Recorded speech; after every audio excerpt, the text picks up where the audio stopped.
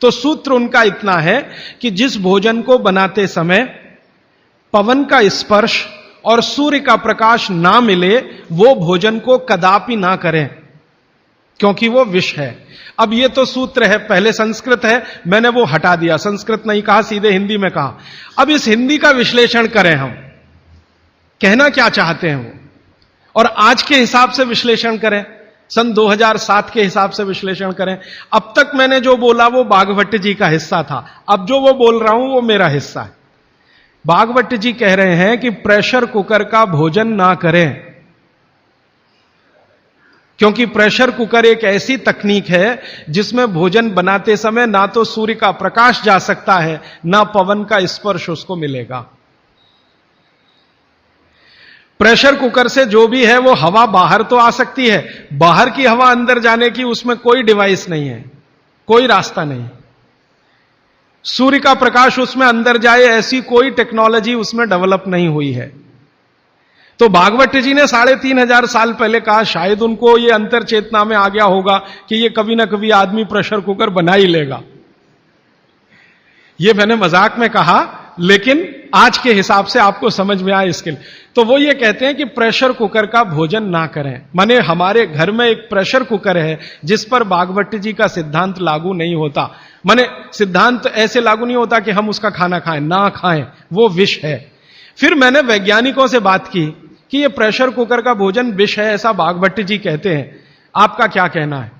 तो हमारे देश में CDRI नाम की एक बड़ी लेबोरेटरी है, सेंट्रल ड्रग रिसर्च इंस्टीट्यूट। वहां के 2 साइंटिस्टों ने कहा कि यार काम तो हमने करके देखा है, बात सही है भागवत जी। मैं कहता हूं ये टीवी पे बोलो, तो उन्होंने कहा ये प्रेशर कुकर कंपनियां गर्दन काट देंगी हमारी, टीवी पे नहीं बोल सकते हम, तुम चाहो तो बोलो। मैंने कहा आपकी रिसर्च क्या कहती है? वो ये कहते हैं कि ये जो प्रेशर कुकर है ज्यादा से ज्यादा या 99% एल्यूमिनियम के बने हुए हैं। एल्यूमिनियम आप जानते हैं। और वो ये कहते हैं कि भोजन रखने और बनाने का सबसे खराब मेटल अगर कोई है तो एल्यूमिनियम ही है। सबसे खराब मेटल जिसमें भोजन को आप रखें और भोजन को पकाएं वो एल्यूमिनियम ही है। और दोनों वैज्ञानिक, वो कहते हैं नाम नहीं लेना हमारा इसलिए मैं नहीं ले रहा हूं, वो ये कहते हैं कि हमारा 18 साल का रिसर्च ये कहता है कि अगर इस एल्यूमिनियम के प्रेशर कुकर का खाना बार बार आप खाते जाओ तो गारंटी है कि आपको डायबिटीज तो हो ही जाएगा, अर्थराइटिस तो हो ही जाएगा, ब्रोंकाइटिस भी होने की पूरी संभावना है, और सबसे ज्यादा टीबी होने की संभावना है, अस्थमा, टीबी, ये सब होने की संभावना। मैं पूछा आपने अब तक कितनी बीमारियों को डिटेक्ट किया? तो उन्होंने कहा 48 बीमारियों को हम डिटेक्ट कर चुके हैं जो प्रेशर कुकर के खाने से ही होती हैं। और ये दोनों रिसर्चर, सबसे ज्यादा इन्होंने रिसर्च किया जेलों में। जेल है ना हमारी, वहां सभी कैदियों को एल्यूमिनियम के बर्तन में ही खाना मिलता है, आप जानते हैं। तो ये दोनों वैज्ञानिक लखनऊ के हैं, लखनऊ की जेल में, लखनऊ के आसपास की जेलों में इन्होंने बहुत काम किया। वो जेलों में जाते हैं और जो कैदी एल्यूमिनियम के बर्तनों में खाना खाते हैं उनके ऊपर उन्होंने बहुत काम किया। और उन्होंने कहा सबका जीवन कम होता है और जीवन की शक्ति कम होती है, प्रतिकारक शक्ति कम होती है और रोग बहुत जल्दी उनको आते हैं। बाद में मैंने एक छोटा सा काम इसमें ऐड किया।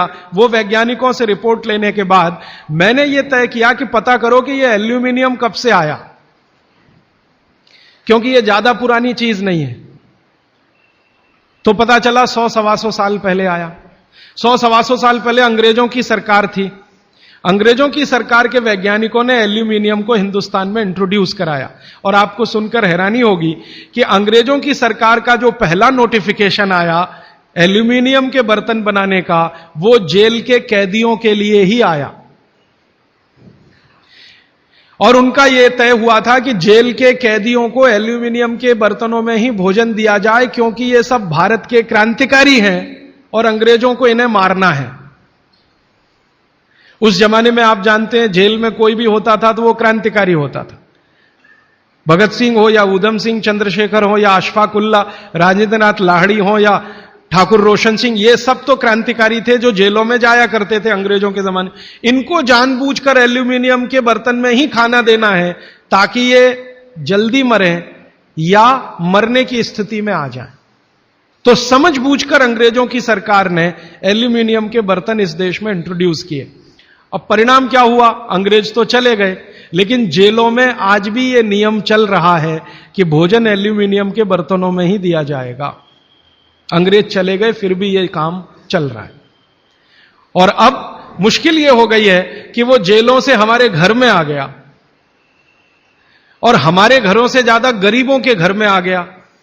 ज्यादा गरीब लोगों के भोजन तो सारे एल्यूमिनियम के बर्तनों में ही बन रहे हैं, और वो बेचारे बिना जाने बूझे ट्यूबरकुलोसिस और अस्थमा जैसी बीमारियों के शिकार हो रहे हैं। तो भागवत जी का सूत्र तो बहुत सरल है, सिंपल है कि जो भोजन को बनाते समय सूर्य का प्रकाश या पवन का स्पर्श ना मिले वो भोजन कभी नहीं करना। मैंने उदाहरण के लिए आपको समझा दिया कि प्रेशर कुकर का भोजन नहीं करना, क्योंकि ये जहर है। एक और चीज है अपने घर में, रेफ्रिजरेटर। रेफ्रिजरेटर भी एक ऐसी वस्तु है, एक ऐसी डिवाइस है, एक ऐसी टेक्नोलॉजी है जिसमें सूर्य का प्रकाश नहीं जा सकता, पवन का स्पर्श भी नहीं हो सकता। और एक तीसरी चीज है अपने घर में, माइक्रोवेव ओवन। इसमें भी सूर्य का प्रकाश नहीं जा सकता, पवन का स्पर्श नहीं हो सकता। मतलब सीधा सा यह है कि आधुनिक तकनीकी से बनी हुई चीजें जो हमारे घरों में आई हैं पिछले 15-20 वर्षों में, भागवत जी के अनुसार इनमें रखा हुआ पकाया हुआ भोजन विष है, तो ना करें। नहीं तो क्या होगा? आप कहेंगे जी हम तो करेंगे, हम तो छोड़ नहीं सकते प्रेशर कुकर को, हम तो छोड़ नहीं सकते रेफ्रिजरेटर को, हम तो छोड़ नहीं सकते माइक्रोवेव ओवन को, क्योंकि इसमें भोजन से समय बचता है। मेरा बहुत सारी माताओं और बहनों से तर्क हुआ है, वो ये कहते हैं कुकर में खाना बनाने से समय बचता है। तो मैं उनसे पूछता हूं ठीक है समय बचता है, तो बचे हुए समय का क्या करती हैं?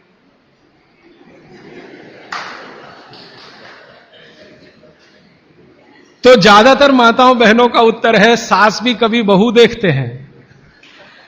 इधर प्रेशर कुकर में खाना बना के समय बचा, फिर हमने टीवी के सामने वो समय इन्वेस्ट कर दिया, तो नेट रिजल्ट क्या?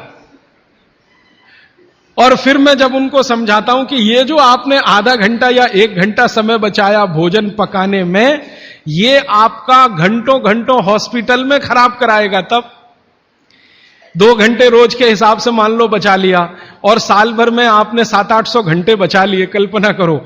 फिर एक दिन हॉस्पिटल में भर्ती हो गए और 2-4 महीने वहां निकल गया, नेट रिजल्ट क्या? वही 0 का 0।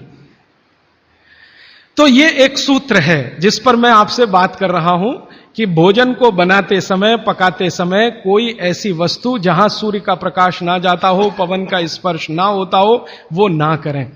अब इसमें विश्लेषण की जरूरत है। भागवत जी तो लिख के चले गए, अब ये क्यों का जवाब हमें ढूंढना है, और इसमें जरूरत हो तो आधुनिक विज्ञान की मदद भी लेनी है।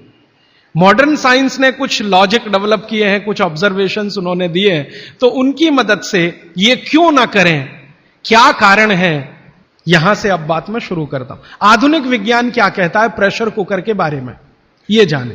प्रेशर कुकर एक ऐसी टेक्नोलॉजी है जो खाने को जल्दी पकाती है, ये है सीधा सा मतलब। अब खाने को जल्दी पकाने के लिए ये प्रेशर कुकर क्या करता है, जो भोजन आपने उसमें अंदर रखा है पकने के लिए, उस पर, और जो पानी डाला है आपने भोजन पकाने के लिए, उस पर अतिरिक्त दबाव डालता है। यह है प्रेशर। प्रेशर माने दबाव। तो अतिरिक्त दबाव डालने की टेक्नोलॉजी है प्रेशर कुकर। और यह अतिरिक्त दबाव कहां से आता है? प्रेशर कुकर में आपने दाल डाली, ऊपर से पानी डाला, थोड़ा हल्दी मसाले डालकर बंद करके रख दिया। अब उसमें वो एक सीटी लगा दी। वो सीटी लगाई, यही सबसे खतरनाक चीज है पूरे प्रेशर कुकर के। सीटी ना लगाएं तो आपका प्रेशर कुकर आपके लिए अच्छा है। सीटी लगाते ही क्या करता है, पानी गर्म होगा। आप जानते हैं पानी गर्म होने से वाष्पीकरण शुरू होता है, वेपराइजेशन शुरू होता है। तो पानी की वाष्प प्रेशर कुकर में चारों तरफ इकट्ठी हुई, वो वाष्प जो है ना, वो दबाव डालती है। किस पर? दाल पर, चावल पर, सब्जी पर। यह दबाव डाल के होता क्या है, दाल, एक कल्पना करिए, अरहर की दाल, थोड़ी देर के लिए कल्पना, अरहर की दाल के छोटे छोटे टुकड़े, एक दाल को तोड़कर 2 टुकड़े, जिसको द्विदल कहते हैं। जैन समाज के लोग तुरंत समझ में आ जाएंगे, द्विदल। चने की दाल, अरहर की दाल, ये सब द्विदल है। इसको तोड़कर आपने दाल बनाई है। अब ये दाल पानी में पड़ी है, नीचे से गर्म और ऊपर से भाप का दबाव, तो ये दाल जो है ना फट जाती है। फटना समझते हैं? वो दरकना शुरू हो जाता है। उसके अंदर के जो मॉलिक्यूल हैं, दाल के अंदर जो अणु हैं, वो अणु एक दूसरे को जो जकड़कर बैठे हुए हैं, ये पानी का प्रेशर उन अणुओं को तोड़ता है और दाल दरकना शुरू होती है। वो दाल दरक जाती है और पानी इतना गर्म होता है तो उबल जाती है, पकती नहीं है, उबलती है। पकना और उबलने में अंतर है। तो उबल जाती है और दरक जाती है। आप खोलते हैं, 5 मिनट बाद आपको लगता है दाल पक गई है। पक नहीं गई है, वो थोड़ी सॉफ्ट हो गई है, नरम हो गई है, क्योंकि नीचे से गर्मी पड़ी, ऊपर से प्रेशर पड़ा वाष्प का। वो पकी नहीं है, उबल गई है और उसका सॉफ्टनेस बढ़ गई है। तो आपने खा लिया तो आपने कहा पकी हुई दाल खा ली। माफ करिए, दाल पकी हुई नहीं है। फिर आप बोलेंगे जी पकी हुई दाल और इस दाल में क्या अंतर है? पकी हुई दाल का आयुर्वेद में एक सिद्धांत है। आयुर्वेद में वैसे सभी सिद्धांत हैं, उसमें से एक मैं आपसे बता रहा हूं।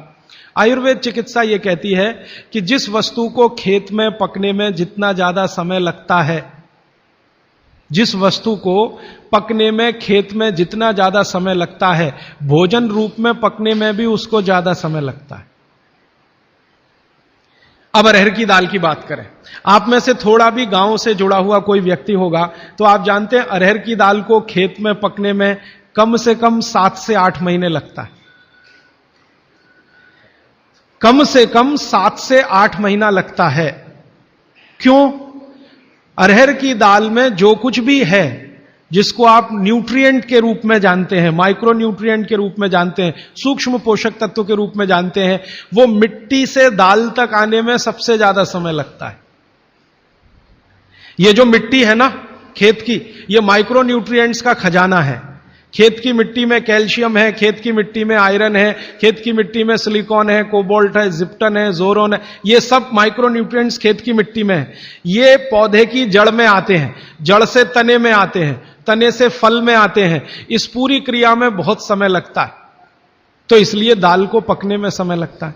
तो आयुर्वेद यह कहता है कि जिस दाल को खेत में पकने में ज्यादा समय लगा, उसको घर में भी पकने में ज्यादा समय लगना चाहिए। क्यों? ये जो माइक्रो न्यूट्रिएंट्स धीरे धीरे एब्जॉर्ब हुए हैं दाल में, खींच कर आए हैं दाल में, इनको डिसॉल्व होने में भी धीरे धीरे ही समय लगेगा। आप दाल क्यों खाना चाहते हैं? आप दाल खाना चाहते हैं प्रोटीन के लिए। प्रोटीन कहां से आएगा? ये जो माइक्रो न्यूट्रिएंट्स का कलेक्शन दाल में इकट्ठा है, इनके टूट जाने पर, बिखर जाने पर, तो वो बिखरने और टूटने में उसको देरी लगने वाली है, क्योंकि आने में देरी लगी है। यह प्रकृति का सिद्धांत है, आयुर्वेद का नहीं कहना चाहिए, प्रकृति का सिद्धांत है। बच्चे को पेट के अंदर गर्भाशय में विकसित होने में समय लगता है। दुनिया में हर चीज को विकसित होने में समय लगता है, जल्दी कुछ नहीं होता। इसलिए दाल भी जल्दी नहीं पकती, बच्चा भी जल्दी नहीं होता। सभी चीजों में यह है, प्रकृति का नियम है। और प्रकृति का दूसरा नियम है कि जिन चीजों को पकने में, बड़ा होने में ज्यादा समय लगा है, उनको डिसॉल्व होने में भी ज्यादा समय लगेगा। और दाल जब डिसॉल्व होगी तब उसके प्रोटीन्स आपको मिलेंगे भोजन में। इसीलिए आप दाल खा रहे हैं, ताकि आपको प्रोटीन की कमी पूरी हो। कुछ विटामिन आपको चाहिए, कुछ प्रोटीन्स आपको चाहिए, कुछ और दूसरे अंश आपको चाहिए। तो आयुर्वेद का नियम बिल्कुल सीधा है कि दाल ज्यादा देर में पकी है तो घर में भी ज्यादा देर में पके। अब मेरे समझ में आया कि हमारे पुराने लोग जो बुजुर्ग थे वो कितने बड़े वैज्ञानिक थे।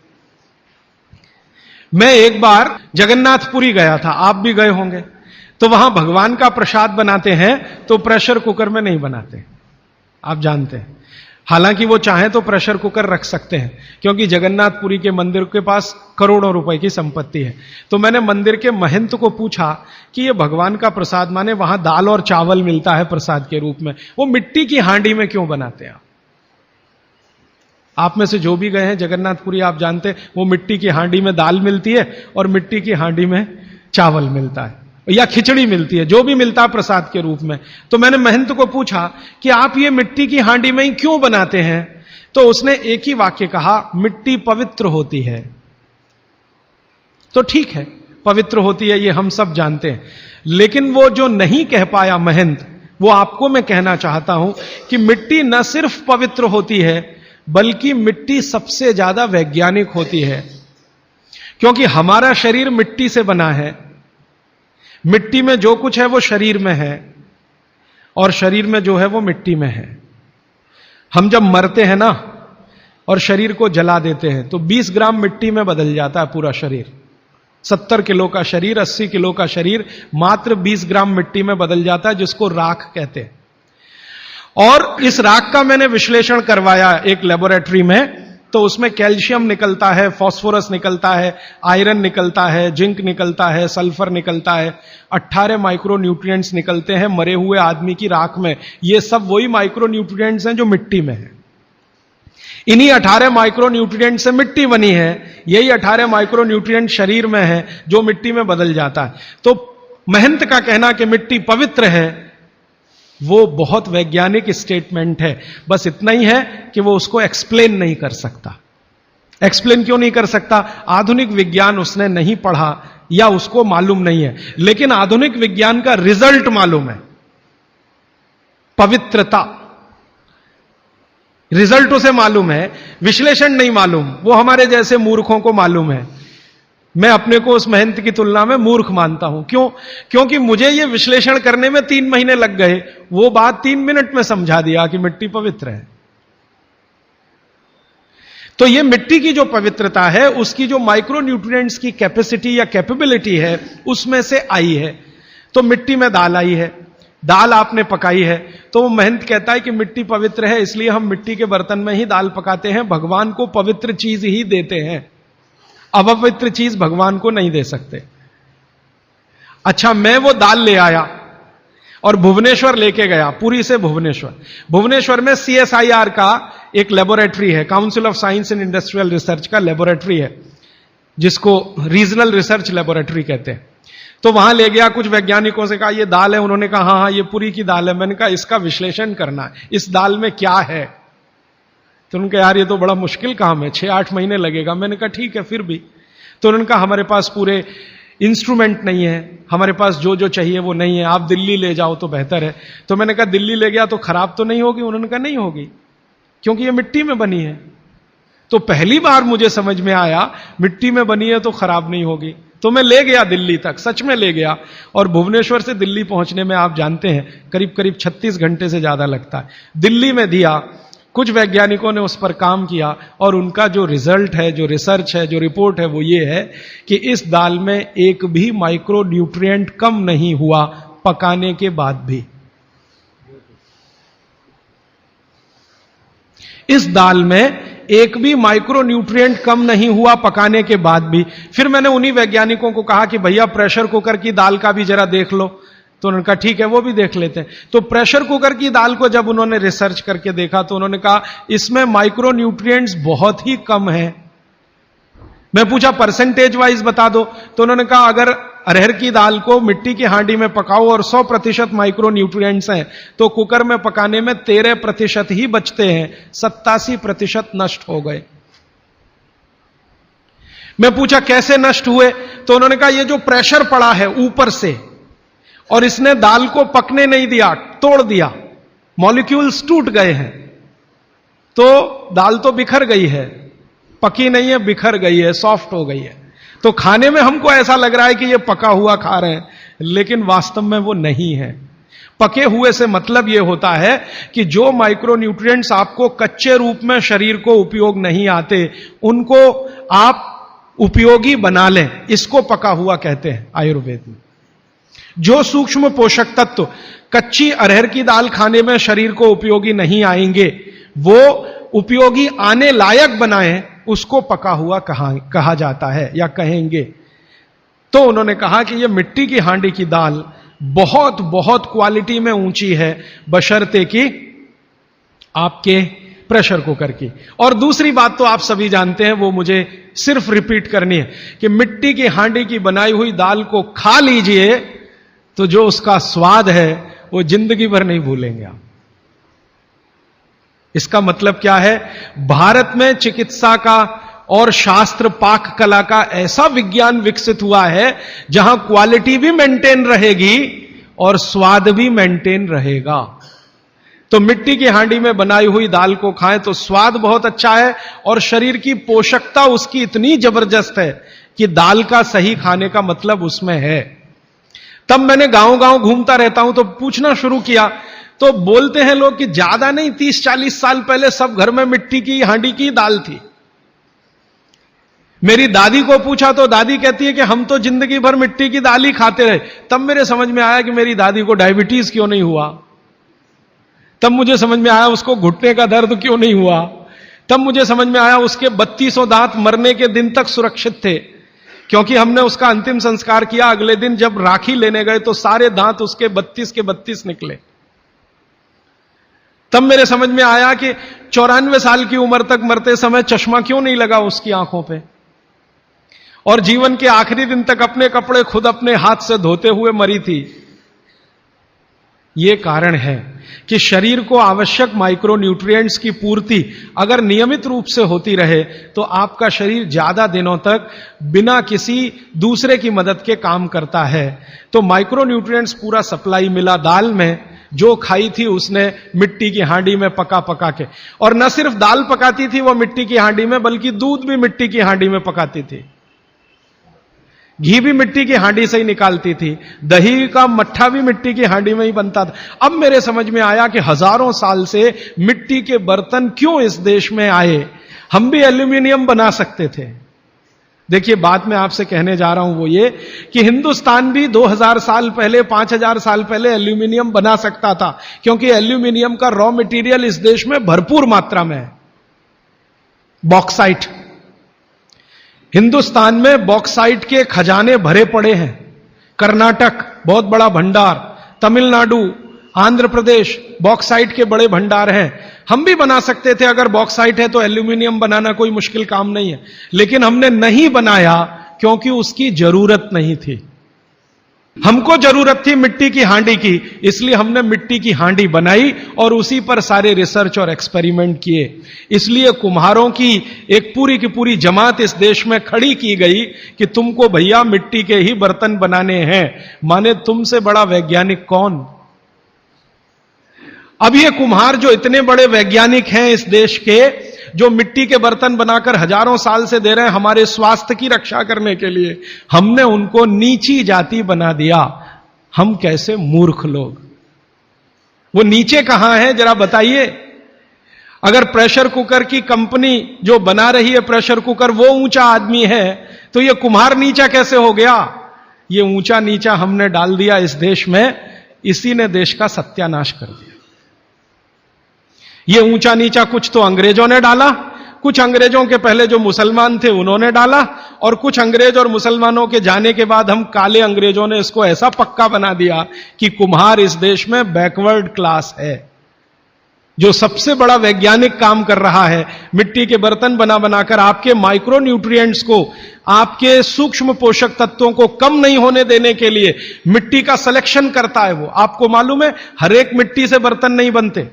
एक खास तरह की मिट्टी है वही बर्तन बनाने में काम आती है, और एक खास तरह की मिट्टी है जो हांडी बनाती है, दूसरे खास तरह की मिट्टी में कुल्हड़ बनता है, तीसरे खास तरह की मिट्टी में कुछ और बनता है। यह मिट्टी को पहचानना कि इसमें कैल्शियम ज्यादा, इसमें मैग्नीशियम ज्यादा इसलिए हांडी इससे बनाओ, और इसमें कैल्शियम मैग्नीशियम कम है इसलिए इसका कुल्हड़ बनाओ, ये तो बहुत बहुत बारीक और विज्ञान का काम है।